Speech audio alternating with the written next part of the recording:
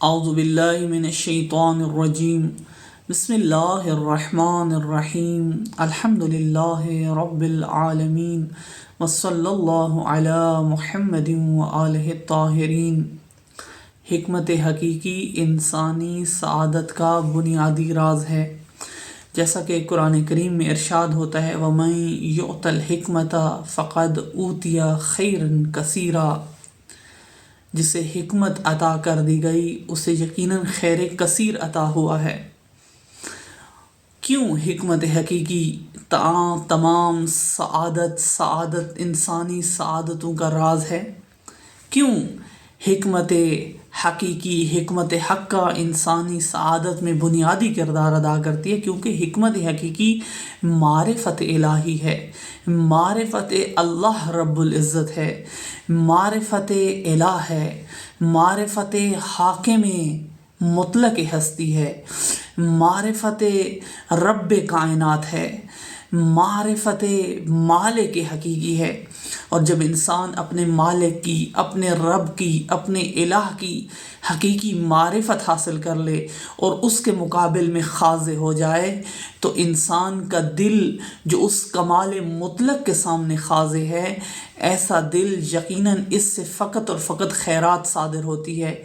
اس کے افعال بھی خیر ہوتے ہیں، خیر کثیر انسان کو مل جاتا ہے۔ یہی معرفت، یہی احساس پروردگار کے مقابلے میں، الہ کے مقابلے میں، حاکم مطلق کے مقابلے میں،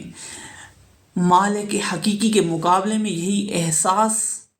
کہ میں عبد ہوں اور وہ رب، وہ الہ ہے، میں اس کا مملوک ہوں، وہ میرا مالک ہے، میں اس کا مملوک ہوں، وہ حاکم ہے، میں فرما بردار ہوں، میں محض مطیع ہوں۔ اگر یہ معرفت انسان کو پیدا ہو جائے، معرفت الہی، اور اپنے نفس کی حقیقت و اپنی حقیقت کا علم اسے ہو جائے تو یقیناً یہ خیر کثیر ہے۔ اور خیر کثیر کیوں نہ ہو؟ بالآخر ایسا انسان جو کمال مطلق کے سامنے، خیر محض کے سامنے تسلیم ہے، وہ یقیناً اس کے تمام افعال، اس کے تمام افکار جب اس کے زیر اثر ہوں گے کمال مطلق کے مقابلے میں، خیر مطلق کے مقابلے میں، یقیناً ایسا انسان اس سے خیر کثیر صادر ہوگی، ایسا انسان خیر کثیر کا سرچشمہ بنے گا۔ اسی وجہ سے فرمایا گیا ہے کہ جسے حکمت حقیقی عطا کر دی گئی، یہی حکمت حقیقی ہے، یہی معرفت حقیقی، یہی ایمان حقیقی، یہی علم حقیقی جو انسان کو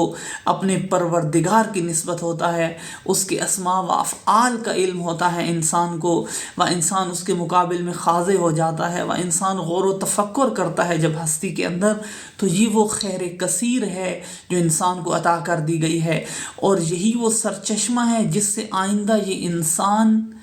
خیر کثیر کا سرچشمہ بنے گا، جس سے آئندہ یہ انسان اس سے صادر ہونے والے اعمال، افعال، افکار، یہ سارے کے سارے لوگوں کی ہدایت کے لیے صرف ہوں گے، وہ لوگوں کی مدد کے لیے صرف ہوں گے، مخلوق خدا کی ہدایت کا سرچشمہ بنے گا۔ اس وجہ سے کہا گیا ہے کہ حکمت حقیقی خود اس نفس ناطقہ انسانی کے لیے بھی سعادت ہے،